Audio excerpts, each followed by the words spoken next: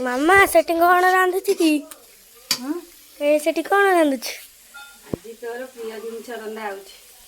କ'ଣ ପ୍ରିୟ? ଜାଣିନି ତୋର ପ୍ରିୟ ଜିନିଷ କ'ଣ? ପନିର। ଆଉ ବାପା କ'ଣ ଖାଇବେ? ବାପା କିଛି ଖାଇବେନି, ତୋର ପନିର ଟିକେ ଖାଇଦେବେ ଆଉ କ'ଣ ହେଲା। ଏତିକି ପନିର ଯାଇଛି, ତୋରି ପନିର ଖାଇଦେବେ ଆଉ। ହଉ। ନାଇଁ ମ ତାଙ୍କର ମାଛ ହେଇଛି, ବାପା ଖାଇବେ, ବୋଉ ସମସ୍ତେ, ବଡ଼ବାପା, ଲକ୍ଷ୍ମୀ ମାମା ସମସ୍ତେ ଖାଇବେ।